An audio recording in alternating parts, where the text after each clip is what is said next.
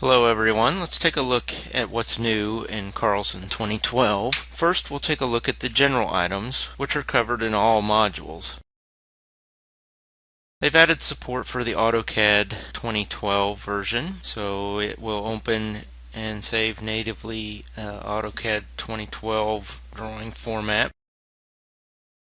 They've added support for Intellicad 7 with enhanced performance and stability. I'm currently running the 7.1 beta version that is currently at this time shipping with 2012. The 6.6 version is more stable.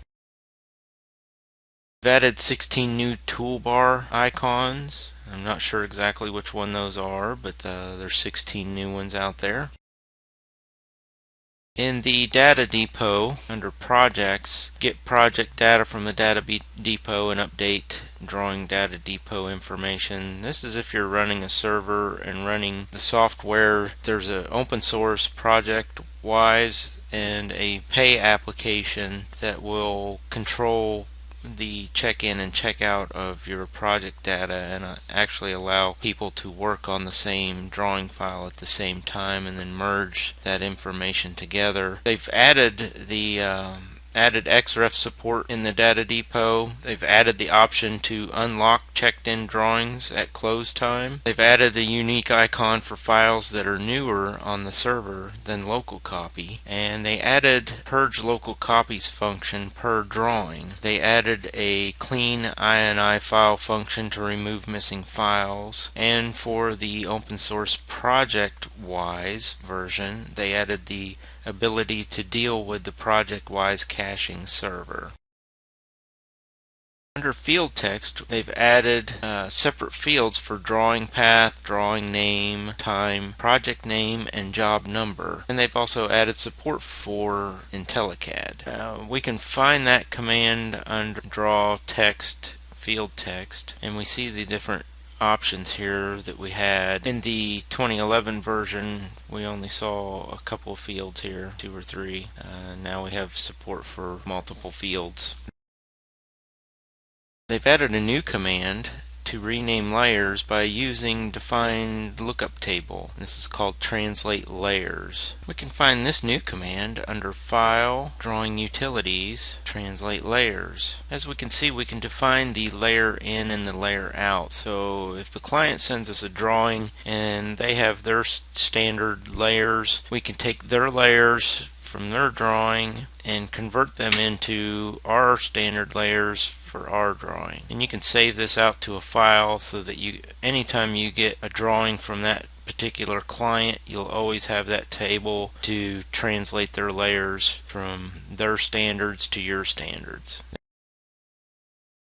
They've added a new selection set command to build a selection set using a block name filter. We can find that command under Edit, Selection Sets, Select by Block. And then we see a list of blocks that are in the drawing, or we can select a block from the screen. If we select one of the blocks and select OK, it creates a selection set and tells us to use the P command at the prompt. So if I wanted to do an erase all of those entities, I would do an erase and then a P, and it tells me it's selected 2 entities, which are the 2 points that I currently have on the screen, and I could erase those. In the Scale Wizard, they added the option for whether to scale in 2D or 3D, and we can see that under Edit, Scale, Scale Wizard, 2D or 3D. In the Join Nearest command, they added a filter to match polyline widths. So we can look at that under Edit, Join Nearest. And we added a filter for join only identical width. For the coordinate systems, they've added support for user-defined coordinate systems in the drawing setup. So I'll go here, drawing setup. If I do a grid and I look at under the projection, I now have a more predefined user-defined option. It unhides this defined projection where we can define. We could add a predefined, we could add from a file, we could add a user-defined, or we could edit one. So we could add a predefined system and then edit it, and it gives us the option to change all the information for that projection so we can create our own. They've also added support for 14 more projection methods, hundreds more predefined projection definitions, and added 11 more built-in ellipsoid definitions. They've added support for the SurvCE CSL and Esri TRJ projection definitions. In the 3D viewer window, they added support for showing 3D symbols. They added the ability to show a realistic sky background and ground textures. I've opened a drawing man topo. I think everybody has this, one of the drawing files that's included in the default install. I've inserted a excavator symbol, 3D symbol, and I'm going to take a look at that in 3D viewer window. So I'm just going to select all these entities. I did draw my 3D faces out. So now if I take a look, I see my excavator and my 3D symbol on my surface. And I do have render both on so that it's rendering above and below and both sides of the excavator. So they've also added the display sky, which that turns my screen blue with like some clouds, and it's actually like a domed area, and we see our project underneath there. So I've zoomed out. What the problem is I'm zoomed out too far, so if I just keep zooming in, I'll zoom in past that and can then see my project. And now it looks like it has a sky background. I can also add apply a texture to the ground, and I could give it different textures, grass, sand, whatever. So those are all new in 2012. In the symbol library, they've added 86 new 3D symbols for trees, people, vehicles, and utilities. So if I look at draw symbols, insert a symbol, I see symbols for excavators, trucks, trees. They take a little longer to load because they're wireframed, but there are a ton of symbols in here. Yeah, new 3D symbols being added, created all the time. In the Settings Explorer, they now only show the settings for currently licensed modules installed of everything. Carlson includes all other modules in one exe file. So the Carlson 2012 exe includes everything, and in the past they showed the settings for everything under this Settings Explorer, which made for a pretty cluttered and confusing list.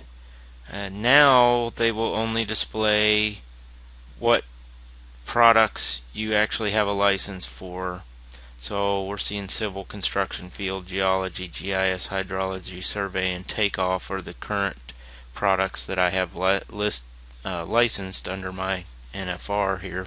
If you only have survey, you will only see survey. You won't see a list of every product's settings anymore.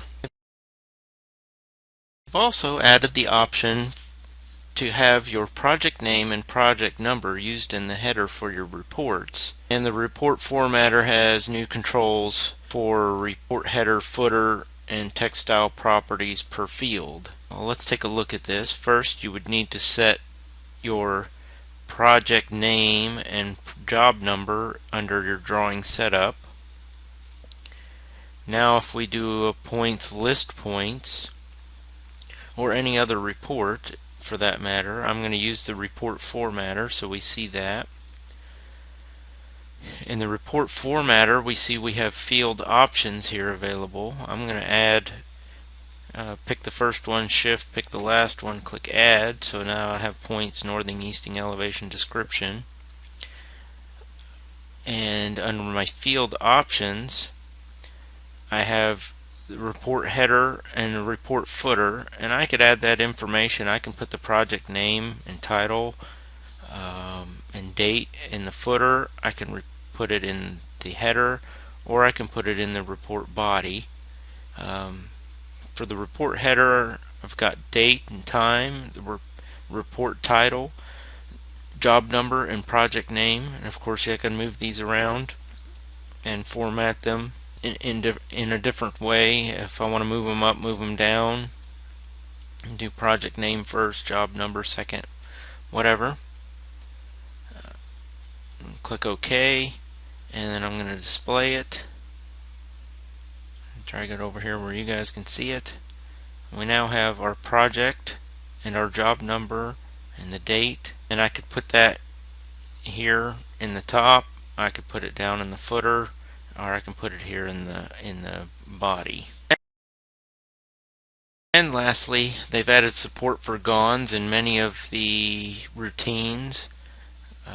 We see GONS in European countries. Can't show you every command, but they've added that option in a lot of the commands.